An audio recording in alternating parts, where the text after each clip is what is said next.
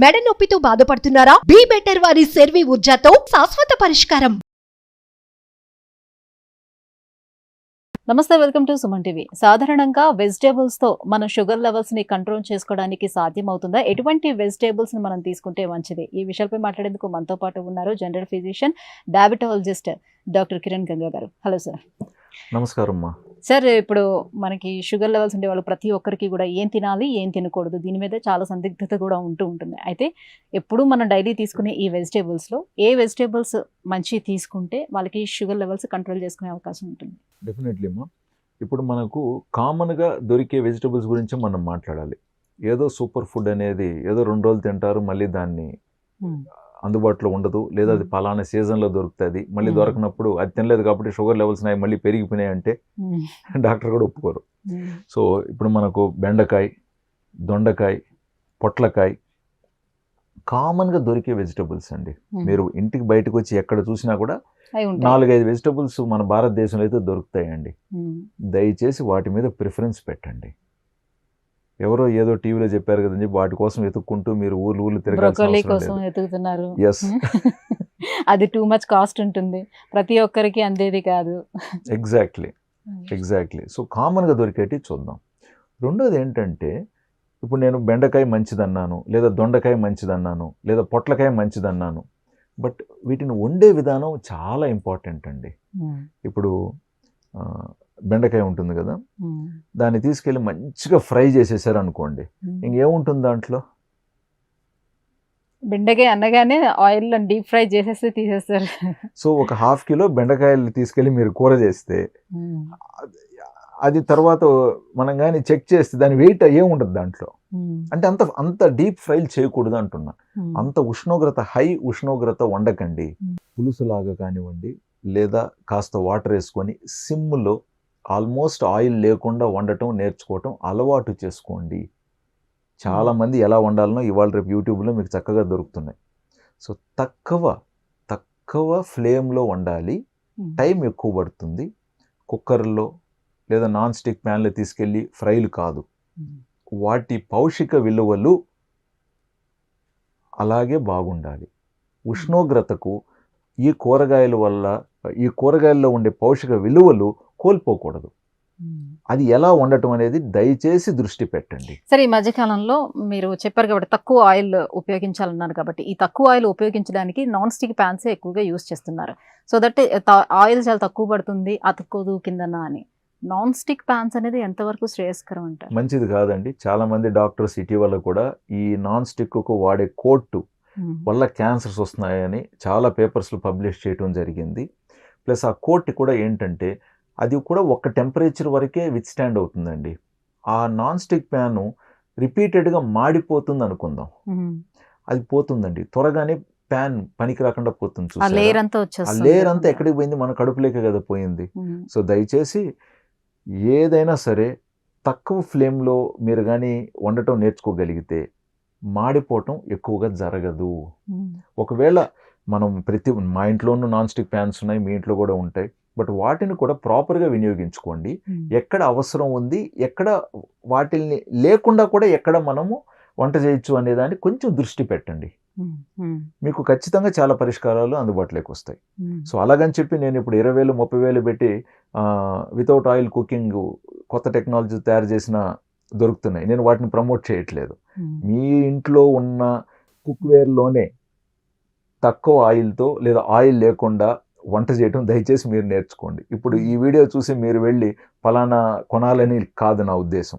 So coming to the topic, ఇలాగ తక్కువ టెంపరేచర్తో వండినట్లయితే వీటిలో పౌష్టిక విలువలు బాగుంటాయి. ప్లస్ ఇప్పుడు ఉదాహరణకి దొండకాయ ఉందనుకుందాం, అది కట్ చేస్తే దాని ఒక సైజు కానివ్వండి ఆల్మోస్ట్ ఇంత ఉంటుంది. సో నోట్లో పెట్టుకున్న తర్వాత దాన్ని మంచిగా నవ్వులుకొని బాగా తినచ్చు. అండ్ దొండకాయ ఒక రుచిని మీరు ఫీల్ అవుతారు. మీరు మంచిగా ఉప్పేసి, కారాలేసి, మసాలేసి, ఆయిల్ వేసి వండేస్తే ఆ టేస్ట్ వస్తుంది, కానీ మీకు ఇంకా దొండకాయ టేస్టు చాలా సందర్భాల్లో చూడండి, తినేటప్పుడు ఇదేం కూరని అడుగుతాం, అది దొండకాయ పొట్లకాయ కూడా టక్కని తెలీదు. సో తెలియాలి కదండి. we should be able to identify what vegetable it is, right? So అంత డీప్ ఫ్రైల్ చేయకండి. ఇప్పుడు వెజిటబుల్స్ లో కూడా వాళ్ళు తినకూడని వెజిటబుల్స్ ఏమైనా ఉంటాయా?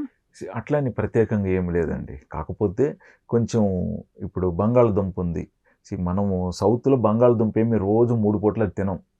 బట్ నార్త్‌లో కొంతమంది ఏంటంటే ఆలు కర్రీ ఉంటుంది, ఆలు పరోటా ఉంటుంది, మళ్ళీ ఆలు టిక్కా ఉంటుంది, ఇంకోటేదో ఆలూలో ఉంటారు కాబట్టి నాయన వాళ్ళకి చెప్తాం.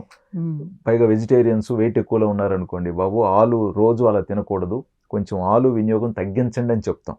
అదొక పాయింట్ అనమాట. అంటే ఎవరు ఏది ఎక్కువ, ఇప్పుడు మన వాళ్ళు రైస్ తింటూ ఉంటారు, రోజు వైట్ రైస్ డబుల్ పాలిష్డ్. ఇక్కడ ఏం చెప్తాం, అయ్యా మీరు వారంలో 3 రోజులు రైస్ తినండి, వీలైతే దాన్ని తక్కువ పాలిష్ పట్టించండి, ఇంకొక 2-3 రోజుల్లో కొంచెం చిరుధాన్యాలు కూడా దయచేసి పెట్టుకోండి. సార్ మరి ఇడ్లీ దోశ అంటారు, అయ్యా ఇడ్లీ దోశ తినండి, షుగర్ వచ్చిన వాళ్ళు ఇడ్లీ దోశలు తినకూడదని ఎక్కడా రాసిలేదు. కాకపోతే అందులో బియ్యం వేస్తారు కదా, ఆ బియ్యం మోతాదు కాస్త తగ్గించి మీకు నచ్చిన చిరుధాన్యాలు కలుపుకోండి. మీరు ఇప్పుడు దాంట్లో అరికలు కలుపుతారా, సామిలు కలుపుతారా, ఊదలు కలుపుతారా, పచ్చజొన్నలు కలుపుతారా, తెల్ల జొన్నలు కలుపుతారా, మీ ఇష్టం. కొంచెం రాగులు కలుపుతారా, బట్ ట్రై అయితే చేయాలి కదండి. ఫస్ట్లో స్టార్ట్ చేస్తే అవుట్కమ్ని బట్టి మీరు చేంజ్ చేసుకుంటూ ఉంటారు, మంచిగా వెరైటీలు చేసుకుంటూ ఉంటారు, హ్యాపీగా ఉంటుంది మీకు. సార్ ఇప్పుడు డయాబెటీస్ వచ్చే వాళ్ళు చాలా మంది వెయిట్ లాస్ అయిపోతూ వస్తూ ఉంటారు కదా, అది అందరిలోనే జరుగుతుందా? ఎందుకు ఇలా వెయిట్ లాస్ అవుతారు? అందరిలో కాదండి.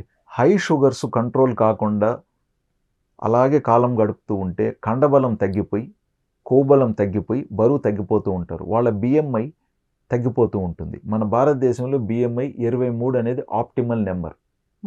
ఎప్పుడైతే బిఎంఐ 23 నుంచి ఇంకా కింద పడిపోతారు, అంటే ఒక మనిషి ఉదాహరణకి తన ఎత్తుకి తను ఉండాల్సిన బరువు 70 కిలోలు అనుకుందాం భారతదేశంలో ఒక మగ వ్యక్తికి. సో అది గుడ్ వెయిట్. ఎప్పుడైతే ఈ 70 కిలోల్లో ఉండాల్సిన వ్యక్తి 60 కిలోలకి 50 కిలోలకి తగ్గిపోతాడో ఖచ్చితంగా ఇతను హై షుగర్స్తో సంవత్సరం పైగా ఉన్నాడన్న విషయాన్ని టెస్టులు చేయకుండా చెప్పచ్చు. ఆల్మోస్ట్ డయాబెటిక్ పేషెంట్ ఒకవేళ టెస్టులు చేసినట్లయితే జనరల్గా మేము రోజు చూసే అనుభవంలో HbA1c 11, 12, 14, 16 రేంజ్లో ఉంటుంది. 10-15 కిలోలు తగ్గిన వ్యక్తికి బరువు. షుగర్స్ 300 పైన, 400 పైన, 500 పైన కూడా ఉంటాయి. సో దీన్ని కెటబాలిక్ స్టేట్ కింద తీసుకుంటాం. అంటే బాడీ క్షీణించిపోతుంది, కెటబాలిక్ స్టేట్లోకి వెళ్ళిపోతున్నాడు. కాబట్టి ఖచ్చితంగా ఇన్సులిన్ ఇవ్వాలి. ఎందుకు? ఇన్సులిన్ అనేది అనబాలిక్ హార్మోన్. ఇన్సులిన్ ఇచ్చి మంచిగా షుగర్స్ కంట్రోల్ చేసినట్లయితే 5 నుంచి 10 కిలోలు మళ్ళీ ఇతను నార్మల్కి వస్తాడండి.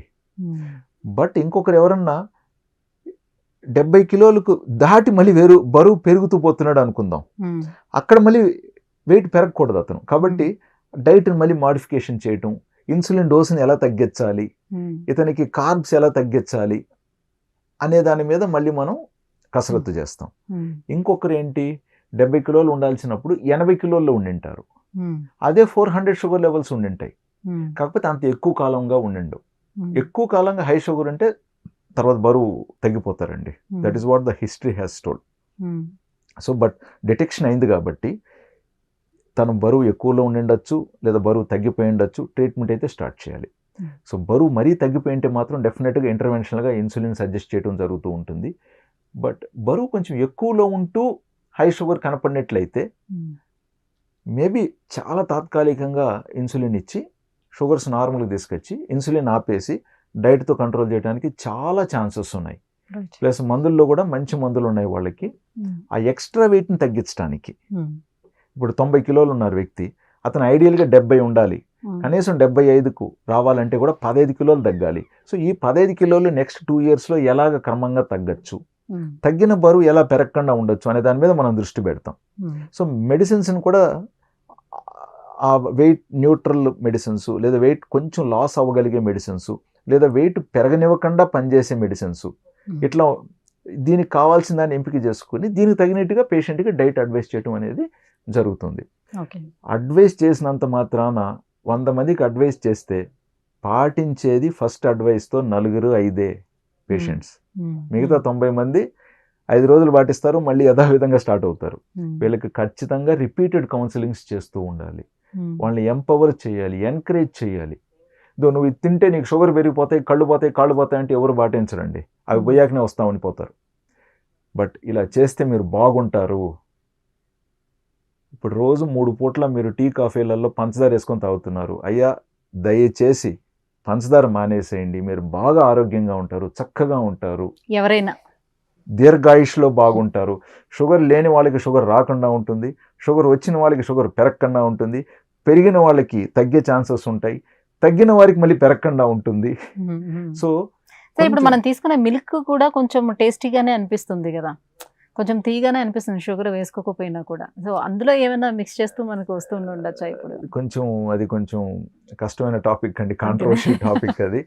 బట్ అందరికీ తెలిసింది ఏంటంటే మంచి పాలు న్యూట్రల్ టేస్ట్లో ఉంటాయి, ఆవు పాలు కొంచెం ఒక రకంగా అనిపిస్తాయి టేస్ట్, బర్రె పాలు ఇంకొక రకంగా ఉంటాయి. బట్ నిజాయితీగా అయితే పాలలో ఏది కలపకూడదు.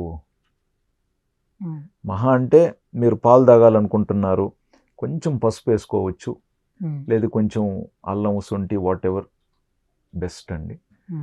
కొంచెం టీ కాఫీ అలవాటు ఉన్న వాళ్ళు ఓకే వేసుకోండి. బట్ ఎట్టి పరిస్థితుల్లో, అంటే నా పర్సనల్ సలహా, నేను షుగర్ ఫ్రీని ఎంకరేజ్ చేయను, షుగరు ఖచ్చితంగా అవాయిడ్ చేయాలంటాను, బెల్లం కూడా డిస్కరేజ్ చేస్తాను. ఎవరైనా హనీ వేసుకోవాలని అడిగితే కూడా కమర్షియల్గా దొరికేటివి కాకుండా మీకు జెన్యున్గా నిజాయితీగా అడవి తల్లి దగ్గర నుంచి మీకు దక్కించుకోగలిగితే నాకు ఇబ్బంది లేదు. అది ఫ్యాక్టరీ లేకపోయి 4 స్టాంపులు పడి 4 స్టిక్కర్లు పడిందంటే దాని రూపురేఖలు మారిపోతాయి. సరదాగా చెప్తున్నాను. సో ఫైనలీ ప్రతి ఒక్కరు కూడా చాయిసెస్ ఉన్నాయండి, ఈ ప్రపంచంలో అన్నీ అందుబాటులో ఉన్నాయి. ఎవరికి ఏది మంచిదని వారు ఆలోచించుకోగలగాలి, మంచిదని నిర్ణయం తీసుకోవాలి, దాని మీదనే వాళ్ళు నిశ్చింతగా సంతోషంగా ఆరోగ్యంగా బతకాలనేది నా అభిప్రాయం. Thank you so much sir. So diabetic వాళ్ళు ఎలాంటి వెజిటేబుల్స్ తీసుకుంటే వాళ్ళు హెల్తీగా ఉంటారనే విషయాన్ని తెలియజేసినందుకు థ్యాంక్ యూ.